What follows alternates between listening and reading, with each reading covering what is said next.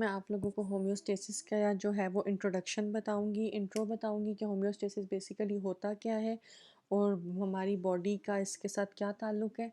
और ये फ़िलहाल ये टॉपिक जो है ये 12th ग्रेड की बुक से है। So let's start.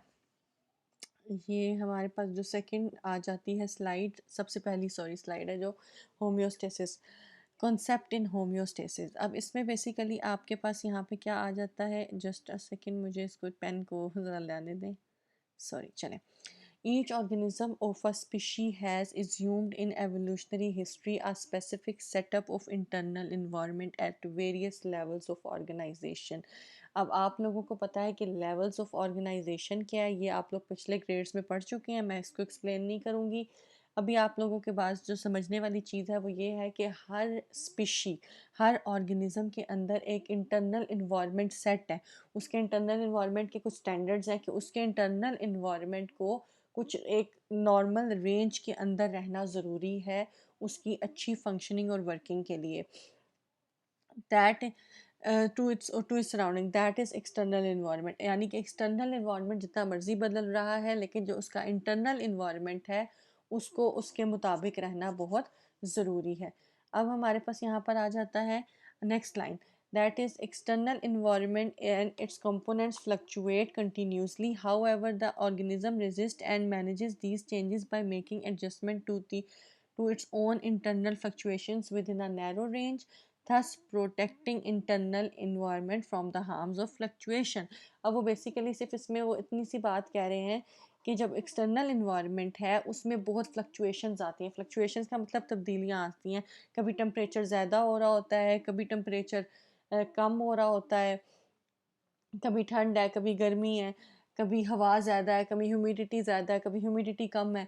तो चीज़ें फ्लक्चुएट बहुत ज़्यादा होंगी, लेकिन जो इंटरनल फ्लक्चुएशन है ना वो एक नैरो रेंज में रहेगी।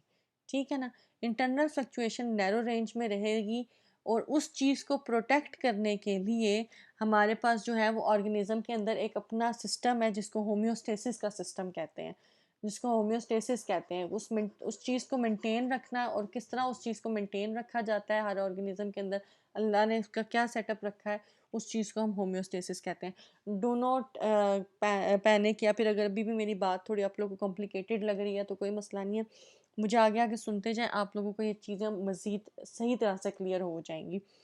अब यहाँ पे डेफिनेशन आ गई है इसकी। The protection of internal environment from the harms of fluctuations in external environment is called homeostasis. इंतहाई टू द पॉइंट डेफिनेशन है जिसमें उन्होंने कहा है कि अंदर के इन्वायरमेंट को, बॉडी के अंदर के इन्वायरमेंट को प्रोटेक्ट करना बाहर के चेंजेस से इज कॉल्ड होम्योस्टेसिस। ठीक हो गया, ये हमारे पास हो गया होम्योस्टेसिस। फिर हमारे पास नेक्स्ट लाइन आ जाती है, the homeostasis keeps the internal fluctuation in the narrow range with various control system.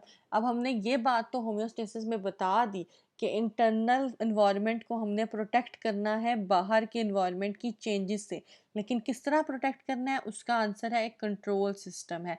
आपके बॉडी के अंदर कंट्रोल सिस्टम मौजूद हैं जो कि एक्सटर्नल फ्लक्चुएशन से आपको बचाते हैं और आपकी इंटरनल जो एक रेंज है चीज़ों की उसको मेंटेन रखने की कोशिश करते हैं। चलें जी, ये हो गई मेन बात, ये हो गया मेन कॉन्सेप्ट होम्योस्टेसिस का। आगे वो कह रहे हैं, most suitable component of internal environment that may be affected by fluctuations in external environment are water, solutes and temperature. अब वो कह रहे हैं कि जो सबसे ज़्यादा सॉरी एक्सटर्नल इन्वायरमेंट में चीज़ें चेंज होती हैं वो कौन सी हैं, एक तो पानी है, सोल्यूट है और टेम्परेचर है।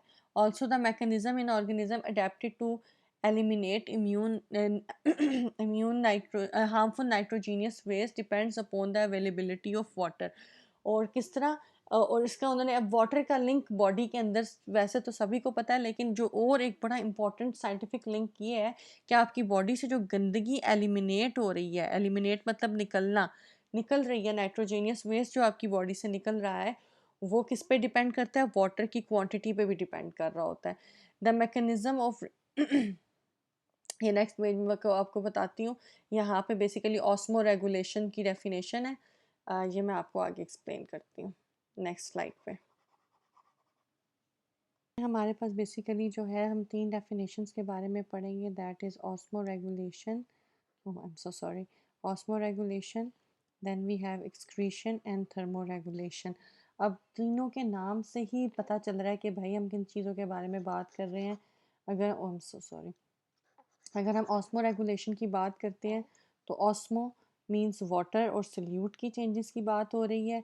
अगर बॉडी के अंदर वाटर और सोल्यूट के लॉस और गेन को मेंटेन रखना, उसकी वॉल्यूम को मेंटेन रखना, अगर वाटर अपने लेवल से ज़्यादा हो रहा है, सोल्यूट्स अपने लेवल से ज़्यादा हो रहे हैं, उनको बॉडी से डिस्चार्ज करना, अगर कम है तो ब्रेन का बॉडी को सिग्नल देना कि और पानी पिया जाए या पानी की इनटेक ली जाए, इस चीज़ को ऑस्मो रेगुलेशन कहते हैं। एक्सक्रीशन नाम से ज़ाहिर है, the mechanism which eliminates nitrogenous waste, ऐसा तरीका जिसके थ्रू नाइट्रोजीनियस घन जो है, जिसमें हमारे पास अमोनिया, यूरिया और यूरिक एसिड आ जाते हैं, इनको बॉडी से बाहर निकाला जाता है। फिर हमारे पास थर्मो रेगुलेशन आ जाता है, इंटरनल टेम्परेचर को एक टॉलरेबल रेंज में मेंटेन करना थर्मो रेगुलेशन कहलाता है। इंटरनल टेम्परेचर ह्यूमन बॉडी का कितना होता है, 37, ठीक है, 37 डिग्री उसको मेंटेन रखना क्या कहलाता है, होम थर्मो रेगुलेशन। अगर इससे ज़्यादा हो जाएगा तो फीवर हो जाएगा, अगर इससे कम हो जाएगा तो भी बॉडी के फंक्शंस काम करना छोड़ देंगे। Then we have the next paragraph, जिसको समझने के लिए सबसे पहले जो है वो हम क्या करेंगे, मैं आपको ये जो नीचे डेफिनेशंस दी हुई हैं इनको मैं आपको समझाऊंगी। उसके लिए पहले मुझे पेन का कलर चेंज करना होगा, यस ओके। अब सबसे पहले मैं आपको बताऊंगी what is intracellular and intercellular, ठीक हो गया। सबसे पहले हमारे पास आ जाता है इंट्रासेलुलर सिग्नलिंग। इसमें जो देखने वाली बात है, मैं सिर्फ आप लोगों का जल्दी जल्दी कॉन्सेप्ट क्लियर करवा रही हूँ, तो उस हिसाब से आप देखें। Within the cell, cell के अंदर की जो कम्युनिकेशन होती है, एक सेल है और उसके ऑर्गेनेलीज जब अंदर में आपस में एक दूसरे से कांटेक्ट करते हैं तो वो क्या चीज़ होती है, इंट्रा, ठीक हो गया, वो होती है इंट्रा। और अगर दो सेल्स आपस में कम्युनिकेट करते हैं, चीज़ों की ट्रांसफ़र होती है एक दूसरे में, तो उसको क्या कहते हैं, इंटरसेलुलर सिग्नलिंग, ठीक है। इंट्रा और इंटर में तो ये फ़र्क हो गया। फिर हमारे पास आता है इंट्रासेलुलर फ्लूइड और extra cellular fluid. Intracellular fluid जो होता है वो बेसिकली डेफिनेशन से पता चल रहा है, is a fluid inside the cell membrane containing dissolved ions and other components, यानी कि ऑर्गेनेलीज की बात हो रही है और बाकी आइंस की बात हो रही है। सेल के अंदर जो वाटरी फ्लूइड होता है उसे हम क्या कहते हैं, इंट्रासेलुलर फ्लूइड। और जो हमारे पास जब ज़्यादा सारे सेल्स इकट्ठे होते हैं और उन ज़्यादा सारे सेल्स के बीच में जब कोई फ्लूइड ट्रैवल कर रहा होता है, यानी कि टिश्यूज़ के जो बीच में जो हमारे पास फ्लूइड होगा वो एक्स्ट्रा सेलुलर फ्लूइड होगा। ज़्यादा सारे सेल्स मिलकर टिश्यू बनाते हैं, obviously you know that right, ये तो बड़ी बेसिक सी बातें हैं। अब आप लोग का मेन कॉन्सेप्ट क्लियर हो चुका है इंट्रासेलुलर और इंटरसेलुलर सिग्नलिंग के दरमियान, और इंट्रासेलुलर फ्लूइड और एक्स्ट्रा सेलुलर फ्लूइड के दरमियान। तो अब ये पैराग्राफ आपको समझने में थोड़ी आसानी होगी कि इस पैराग्राफ में बेसिकली वो कह क्या रहे हैं। Likewise, the control system among the intracellular and extracellular internal environment of an organism also at cell level keep fluctuating in narrow range. In intracellular in narrow range in intracellular within cell membrane compared it to in extracellular vascular and other interstitial fluid environment। अब वो simple उन्होंने बस line थोड़ा complicate करके लिखी हुई है, लेकिन उनकी कहने की बात सिर्फ इतनी सी है कि जो एक्स्ट्रा सेलुलर इन्वायरमेंट होता है और जो इंट्रा सेलुलर इन्वायरमेंट होता है, सेल के अंदर का इन्वायरमेंट और बाहर का इन्वायरमेंट भी जो है वो फ्लक्चुएट करता रहता है। होम्योस्टेसिस सिर्फ ये नहीं, बॉडी के अंदर बाहर इस तरह नहीं हो रही होती कि बाहर गर्मी सर्दी हो गई और अंदर जो है का टेम्परेचर जो है उसको मेंटेन रखना। सेलुलर लेवल पे भी होम्योस्टेसिस हो रही है, सेल के अंदर बाहर भी चीज़ें चेंज हो रही हैं, intra cellular extra cellular level पे भी चीज़ें चेंज हो रही हैं और उनकी भी एक नैरो रेंज है, उनको उसी लेवल पे अपने आप अपना होम्योस्टेसिस मेंटेन करना होता है। Here in addition to solute and water and various essential metabolites hormones are kept in a required range। वही बात उन्होंने दोबारा कर दी कि हमारे पास जो सॉल्ट है, वाटर है, इन सब को जो है वो एक रिक्वायर्ड रेंज में रखना पड़ता है, रखना होता है बॉडी को। Homeostasis doesn't mean to keep a fixed internal temperature as changes maintained within a specific range are necessary for normal body functions. Again उन्होंने एक और बात किया कि एक फ़िक्स्ड अमाउंट नहीं होती, फ़िक्स्ड कोई कैलकुलेशन नहीं होती कि जैसे कि फॉर एग्ज़ाम्पल 37 पे जैसा टेम्परेचर का मैंने बताया, तो ये नहीं होगा कि अगर टेम्परेचर उसका 38 हुआ तो बंदा मर ही जाए, ठीक है ना? It's not like that. वो बॉडी के अंदर फ्लेक्सिबिलिटी होती है, लेकिन एक लिमिट तक होती है। उस लिमिट के अंदर जो है वो चेंजेस हो सकते हैं, लेकिन फिर कोशिश यही होती है कि वो एक बॉडी कोशिश यही कर रही होती है कि वो एक आइडियल स्टेट में रहे, एक आइडियल कंडीशन में रहे। फॉर एग्जाम्पल वाटर अवेलेबिलिटी में fluctuate tremendously for the organisms in the external environment from abundant supply to almost dry condition. Again जो लोग ऐसी जगह पे रह रहे हैं जहाँ पे उनको अच्छा खासा पानी मौजूद है, उनके लिए उन्हें सप्लाई मौजूद है वाटर की, लेकिन उन लोगों के जो ड्राई कंडीशन में रह रहे हैं उनकी जो है कि ज़रूरत डिफरेंट होगी, ठीक है ना? उनके अंदर फ्लक्चुएशंस होंगी, चेंजेस होंगी। However the quantity of water in the body that is internal environment may vary in response to abundant supply and dry condition। Supply change हो सकती है, लेकिन जिसका ऑलरेडी वो बता रहे हैं कि आप ड्राई इन्वायरमेंट में मौजूद हो या बहुत ज़्यादा वाटरी प्लेस पे जिधर आपको वाटर की सप्लाई ज़्यादा है, दोनों चीज़ों पे मौजूद हो सकते हो, लेकिन अंदर वो सप्लाई में चेंजेस आ सकते हैं, लेकिन नैरो रेंज होगी, उसी के अंदर रहते हुए आपको चेंजेस को मेंटेन रखना होगा। एक ही बात उन्होंने बार बार रिपीट किया, मे बी आप लोग को इसलिए थोड़ा कॉम्प्लिकेट कर रहा हूँ, लेकिन अदरवाइज इसमें कोई भी कॉम्प्लिकेटेड बात नहीं है। Control the control system would not let the body flooded with water in abundant supply, okay, and also not to dehydrate in dry conditions। Again वही सेम बात उन्होंने की है कि अगर बहुत ज़्यादा बाहर खुश्क इन्वायरमेंट है, किसी डेजर्ट में है, तो जो होम्योस्टेसिस का सिस्टम है और जो होम्योस्टेसिस का कंट्रोल सिस्टम है वो बॉडी को ड्राई आउट नहीं होने देगा, और अगर बहुत ज़्यादा सप्लाई है तो ओवर फ्लड भी नहीं होने देगा, एक मेंटेन रखेगा, एक नैरो रेंज को मेंटेन रखेगा। Furthermore, adaptation to lower level range in dry conditions and to higher level of range in abundant supply of water is good for the organism to feel normal within internal fluctuations forced by drastic external fluctuation. कह रहे हैं कि बेशक बहुत drastic external fluctuations हो, लेकिन still body का जो इंटरनल फ्लक्चुएशन है उसको नॉर्मल रेंज में रहना बहुत ज़रूरी है। The control systems have been acquired for the variety of homeostasis regulation. अब वो कह रहे हैं कि जी डिफरेंट तरह के हमारे पास जो है वो कंट्रोल सिस्टम मौजूद है होम्योस्टेसिस को रेगुलेट करने के लिए, उसको बॉडी में मेंटेन करने के लिए। These living control system work exactly on the mechanism of physical control system। ये जो कंट्रोल जो लिविंग कंट्रोल सिस्टम है वो उनका काम कैसे है, बॉडी के अंदर वो काम कैसे कर रहे हैं, वो बिल्कुल नॉर्मल फिजिकल कंट्रोल सिस्टम की तरह काम कर रहे हैं। और फिजिकल कंट्रोल सिस्टम क्या होता है ये भी इन्होंने आगे बताया हुआ है। आई एम रियली सॉरी, मैं यहाँ पे बार बार आपको मेंशन करना भूल गई। नॉर्मली मैं ये चीज़ मेंशन करती होती हूँ कि जितनी भी डेफिनेशंस हो डेफिनेशंस बना बना कर लिखें। अब यहाँ पे जैसे कि अभी हमने ऊपर पढ़ा है, अब इसका इनकी डेफिनेशंस आप लोग खुद बनाएंगे, लेकिन अब मैं यहाँ से आप लोगों को बताती हूँ कि कंट्रोल सिस्टम की जैसे उन्होंने बात अब यहाँ पे हो रही है ना, तो यहाँ पे होम्योस्टेसिस कंट्रोल सिस्टम की यह डेफिनेशन आ जाएगी, ठीक है ना? Homeostasis control system.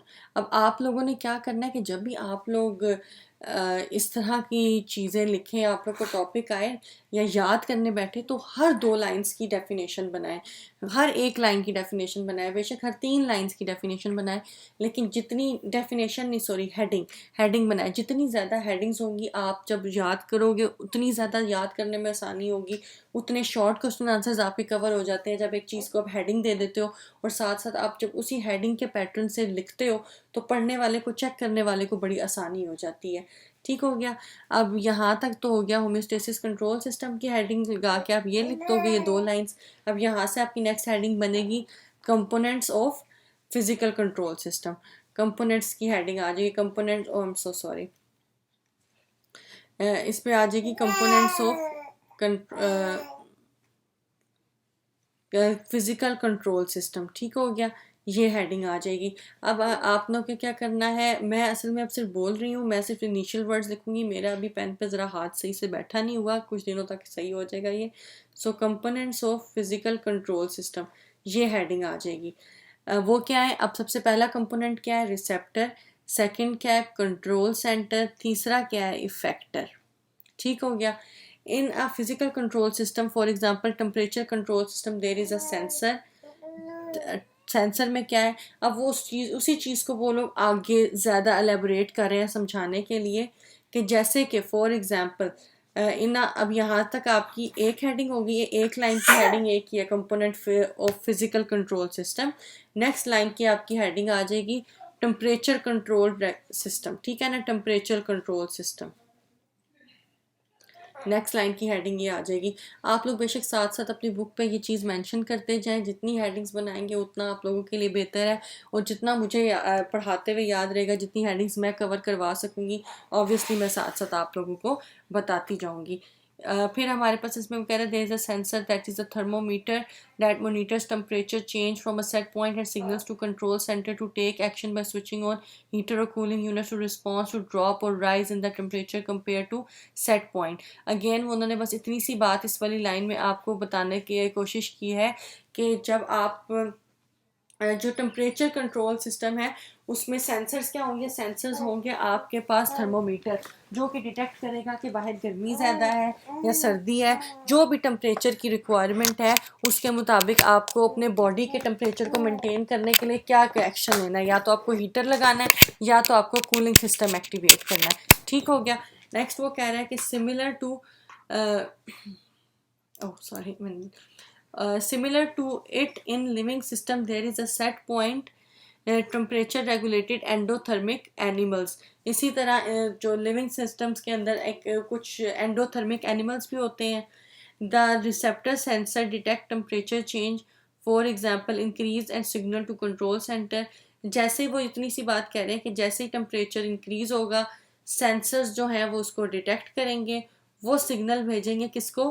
Control system को। सेंसर डिटेक्ट करेंगे तो सिग्नल भेजेंगे कंट्रोल सिस्टम को for action of cooling and the vice versa. ठीक हो गया। यानी कि टेम्परेचर ज़्यादा है तो गर्मी लग रही थी, सेंसर्स ने ये बात डिटेक्ट की, उन्होंने कंट्रोल सिस्टम को भेजा। कंट्रोल सिस्टम जो होते हैं वो इफेक्टर्स के ऊपर मौजूद होते हैं। उन्होंने कहा कि जी टेम्परेचर ज़्यादा हो रहा है तो कूलिंग सिस्टम को ऑन किया जाए। फिर उसमें क्या आ रहा है? और vice versa, detection of change and signalling for effective response to control system is a feedback mechanism. Change को डिटेक्ट करना और फिर उसके मुताबिक इफेक्टर का सिग्नल निकालना या रिस्पॉन्स देना, ये चीज़ क्या कहलाती है? Feedback mechanism. बहुत ही इंपॉर्टेंट कॉन्सेप्ट है फीडबैक मैकेनिज्म। इसको मैं पहले नेक्स्ट 2 स्लाइड्स में जाके समझाऊंगी, फिर मैं आपको ये वाली 2 लाइंस आकर बताऊंगी, क्योंकि अगर मैं आपको नेक्स्ट 2 स्लाइड्स एक्सप्लेन कर दूंगी ना तो ऑटोमेटिकली आपका ये वाला कॉन्सेप्ट भी क्लियर हो जाएगा। नेक्स्ट जो स्लाइड्स मैं आपको दिखा रही हूँ, ये दोनों स्लाइड्स जो हैं वो बेसिकली बुक का हिस्सा नहीं है, लेकिन ये बस आपका कॉन्सेप्ट क्लियर करने के लिए आपको पढ़नी ज़रूरी है। बेशक ये चीज़ें अपनी बुक के ऊपर लिख लें, आपका कॉन्सेप्ट क्लियर होगा, याद करने में आसानी होगी, बुक की उस वर्डिंग को समझने में आसानी होगी, और जितना बेहतर अच्छे तरीके से आप समझ लोगे उतना ईजीली आप याद कर लोगे। अब एक चीज़, मेरी आवाज़ हो सकता है आपको थोड़ी डिफरेंट महसूस हो रही हो, क्योंकि आई एम रियली सॉरी। उससे पहले मैं रिकॉर्ड करी थी, मैंने हेडफोन्स प्लग इन नहीं किए हुए थे, पर मैं बोल रही थी तो मे बी पहले आपको इन्वायरमेंट का थोड़ा महसूस हो रहा हो, ज़्यादा डिस्टर्बेंस वगैरह, so sorry for that. Okay. Positive feedback homeostasis. Positive feedback homeostasis क्या है हमारे पास, और नेगेटिव फीडबैक होम्योस्टेसिस क्या है? सबसे पहले हम पहला कंपैरिजन पढ़ेंगे। A feedback mechanism resulting in the amplification और growth of the output signal. कोई ऐसा सिग्नल आया है जिसने कहा है कि हाँ ये चीज़ मज़ीद और इन्हेंस कर दी जाए, कि जो भी चीज़ हो रही है, कि मतलब कोई भी ऐसा सिग्नल आया है जिसने आगे कहा है कि हाँ ये चीज़ और इन्हेंस हो जाए। अगर मैं इसकी बहुत ही समझाने के लिए एग्जांपल दूँ, जैसे लेबर पेन होती है डिलीवरी के दौरान, लेबर पेन हो रही होती है, वो सिग्नल जाता है और उस सिग्नल से मज़ीद लेबर पेन्स बढ़ रही होती हैं ताकि डिलीवरी ज़्यादा से ज़्यादा जल्दी हो जाए। ठीक है, इसको हम कहेंगे पॉजिटिव होम्योस्टेसिस। नेगेटिव होम्योस्टेसिस ये होता है कि feedback mechanism result in inhibition or slowing down of the process। यानी कि जिस तरह वो टेम्परेचर वाला आया कि अगर टेम्परेचर ज़्यादा हो रहा है तो सिग्नल कहेगा कि टेम्परेचर को कम करो ताकि एक मेंटेनेंस रहे, तो ऑपोजिट रिएक्शन जाओ आता है। अगर जो आउटपुट सिग्नल जो है वो उसी चीज़ को मज़ीद प्रमोट कर रहा है तो वो पॉजिटिव होम्योस्टेसिस होगा, और अगर वो उसको इनहिबिट कर रहा है उस एक्शन को तो वो नेगेटिव फीडबैक मैकेनिज्म होगा। सेकंड पॉइंट में क्या कह रहे हैं वो, सेकंड पॉइंट में वो कह रहे हैं, ये आपका फर्स्ट पॉइंट था, ये second, bolsters the stimulus increasing productivity, stimulus को बढ़ाता है, उसकी प्रोडक्टिविटी को इन्हेंस करता है। जबकि यहाँ पे वो कह रहे हैं, सेकंड पॉइंट पे कह रहे हैं कि reduces the effect of the stimulus decreasing productivity, वही बात उन्होंने दोबारा एक्सप्लेन की हुई है। Less frequent process, third point में वो कह रहे हैं कि ये चीज़ देखने को बड़ी कम मिलती है, बहुत ज़्यादा रेगुलर से ये चीज़ नहीं हो रही होती, लेकिन a more frequent negative feedback mechanism जो है वो रेगुलर डेली लाइफ बेसिस में बॉडी में ज़्यादा हो रहा होता है। फोर में हमें वो कह रहा है less associated with stability of the system, ये बॉडी को स्टेबल करने के लिए या बॉडी का वो कहते हैं रेगुलेशन को मेंटेन करने के लिए ज़्यादा इसका ताल्लुक नहीं होता, जबकि नेगेटिव फीडबैक मैकेनिज्म जो होता है वो ज़्यादा होम्योस्टेसिस को मेंटेन कर रहा होता है। इसकी एग्जांपल फिफ्थ पॉइंट में हमारे पास आ गई है, that is the blood clotting. ठीक हो गया, जैसे कोई ज़ख़म हो गया है तो वो उस जगह पे क्लॉट बनेगा, तो वो प्रोसेस मज़ीद ब्लड क्लॉटिंग को इन्हेंस करेगा ताकि बॉडी का वो ज़ख़म जो है वो जल्दी से हील अप हो जाए। इस चाइल्ड बर्थ जिस तरह मैंने पहले बताया, और फिर हमारे पास आ जाता है the growth of an optimal internal environment by regulating temperature, pH and hormone level. अब इंटरनल इन्वायरमेंट का किस चीज़ की रेगुलेशन, टेम्परेचर भी है, पीएच भी है, हार्मोन लेवल, ये सब चीज़ों की जो रेगुलेशन है वो नेगेटिव फीडबैक के थ्रू होती है। चले जी, अब मैं आपको नेक्स्ट पे दिखाती हूँ। नेक्स्ट पे क्या है, ये भी हमारे पास नेगेटिव फीडबैक का एक लूप है। ये डायग्राम अगर आप लोग, इंतहाई इजी डायग्राम है, इसको आप लोग समझ के अपने उस बुक का जब आप डेफिनेशन लिख कर और इस थर्मो रेगुलेशन की हेडिंग दे के नीचे ये ड्रॉ कर लेंगे ना, कोई आपको फुल स्कोर लेने से या A+ लेने से नहीं रोक सकता, यकीन माने। जितनी आप ऐसी छोटी छोटी एक्स्ट्रा चीज़ें अपने टॉपिक में ऐड करेंगे ना, डायग्राम्स स्पेशली, आपका पेपर उतना इफेक्टिव लगेगा। ये छोटे छोटे पॉइंट्स हैं, नोट करें, अगर अच्छे नंबर लेने हैं तो ये चीज़ें बड़ी इंपॉर्टेंट है, सीधी सी जो बात है। फिर हमारे पास आ जाता है हीटिंग मैकेनिज्म एक्टिवेटेड। अब जाने कि ये जो है ये एक नॉर्मल रेंज है, इस रेंज में रहना है, सही हो गया। अब वो क्या सबसे पहले बता रहा है कि नॉर्मल रेंज में है और टेम्परेचर डिक्रीज हुआ है। टेम्परेचर डिक्रीज हुआ तो उसको सर्दी से कपकपाहट होने लग गई। कपकपाहट शिवरिंग मैकेनिज्म जो है वो टेम्परेचर को इंक्रीज करता है। ये टेम्परेचर इंक्रीज हुआ तो बॉडी दोबारा नॉर्मल टेम्परेचर पे आ गई। अगेन बॉडी जब ऑपोजिट चीज़ हो रही है, सिग्नल क्या गया था कि टेम्परेचर कम हो रहा है, टेम्परेचर को ज़्यादा किया जाए, तो ये ऑपोजिट चीज़ें जो है वो नेगेटिव फीडबैक मैकेनिज्म को दिखाती हैं। सेम यहाँ पे नॉर्मल रेंज है, अगर टेम्परेचर ज़्यादा हो रहा है, कूलिंग हुई है, उसको पसीना आएगा तो टेम्परेचर कम जो होगा वो कम होगा, डिक्रीज होगा तो वो दोबारा इसी नॉर्मल रेंज में आ जाएंगे। ये दोनों लूप्स जो हैं ये नेगेटिव फीडबैक मैकेनिज्म को बता रहे हैं। यहाँ पे स्वेटिंग के थ्रू हो रही है, यहाँ पे शिवरिंग के थ्रू हो रही है। ये डायग्राम याद कर लें, इंतहाई ईजी है, कोई इसमें टफ बात नहीं है, लेकिन फिर भी अगर इसको दोबारा आप चाह रहे हैं मैं एक्सप्लेन कर दूँ तो let me know in the comments, मैं आपको दोबारा एक्सप्लेन कर दूँगी ये चीज़। या इसमें अगर कोई चीज़ आपको नहीं समझ आ रही, ऑब्वियसली आप रीप्ले करके देख सकते हैं। अगर कोई चीज़ समझ नहीं आ रही तो मुझे आप बता सकते हैं। अब मैं दोबारा उसी पिछले वाली स्लाइड पे आ गई हूँ, ये दो लाइंस जो रह गई थी ये इनको एक्सप्लेन करूँगी, इसको एक्सप्लेन करूँ। इसमें अब वो क्या कह रहे हैं, इसमें वो हमें बेसिकली कह रहे थे कि in the process there is an inverse effector response to the change in external environment as there is generally cooling effector response to warm sensing in external environment, thus are termed as negative. अब ये इन्होंने negative feedback mechanism की definition दी है। आप लोगों का पता नहीं, लेकिन जब मुझे याद है कि मैं बुक पढ़ रही थी तो मुझे 3 लाइंस मेरे लिए बहुत बड़ा अजाब थी। लाइक इतना उन्होंने अजीब तरीके से उस चीज़ को एक्सप्लेन किया हुआ है कि कूलिंग का फैक्टर डाल दिया और पता नहीं क्या क्या डाल दिया उन्होंने, सिर्फ टेम्परेचर की सेंस में ही उन्होंने पूरा नीट नेगेटिव फीडबैक मैकेनिज्म को एक्सप्लेन कर दिया था। इसलिए मुझे समझ नहीं आ रही थी, क्योंकि टेम्परेचर जब मैं स्टूडेंट लेवल पे थी, क्योंकि टेम्परेचर के अलावा हार्मोन्स हैं और भी बहुत चीज़ें हैं जो नेगेटिव फीडबैक मैकेनिज्म के थ्रू काम करती हैं। अब क्योंकि मैंने आपको नेक्स्ट ये 2 स्लाइड्स एक्सप्लेन कर दी हैं, ये नेगेटिव पॉजिटिव में फ़र्क क्या है और नेगेटिव फीडबैक मैकेनिज़्म काम कैसे करता है, तो अब ये आप यहाँ पे नेगेटिव फीडबैक मैकेनिज़्म की डेफिनेशन हेडिंग देंगे, ये डेफिनेशन लिखेंगे और साथ में फिर ये वाली डायग्राम अगर उस बुक पे ही अपने अभी ड्रॉ कर दें, तो मैं कहती हूँ क्या ही बात है, ज़बरदस्त किस्म का आपका कॉन्सेप्ट भी क्लियर हो जाएगा और जब आप ये चीज़ पेपर में लिखेंगे तो टीचर भी मानेगी कि भाई बच्चे का कॉन्सेप्ट क्लियर है और उसने दिल लगा के पढ़ने की कोशिश की है। फिर हम अब हमारे पास उन्होंने एक और जो बुक के अंदर डायग्राम मौजूद है उसके थ्रू एक्सप्लेन करने की कोशिश किया, that is the external environment और जो फ्लक्चुएशंस हो रही हैं वाइड रेंज में वो, और ये हमारे पास कंट्रोल सिस्टम आ जाता है। कंट्रोल सिस्टम के अंदर ये आपके पास 2 सेल्स आ गए हैं। सेल्स में अगेन सेल के अंदर अगर चीज़ें हैं तो वो इंट्रा है, सेल के बाहर तो 2 सेल्स के दरमियान है तो वो इंटर है। ये कंट्रोल सिस्टम है। Extremely narrow fluctuation in extra cellular environment. In control system maintenance करता है, लेकिन जो एक्स्ट्रा सेलुलर इन्वायरमेंट है उसके अंदर भी चेंजेस बहुत ही नैरो रेंज में होती हैं, कोई बहुत ज़्यादा ड्रास्टिक चेंजेस नहीं होती। आई थिंक सो होम्योस्टेसिस का मैंने बेसिक कॉन्सेप्ट काफ़ी अच्छे तरीके से एक्सप्लेन कर दिया है। स्टिल अगर कोई चीज़ समझ नहीं आती या कोई क्वेश्चन है आप लोगों का तो काइंडली कमेंट्स में ज़रूर पूछें। Thank you.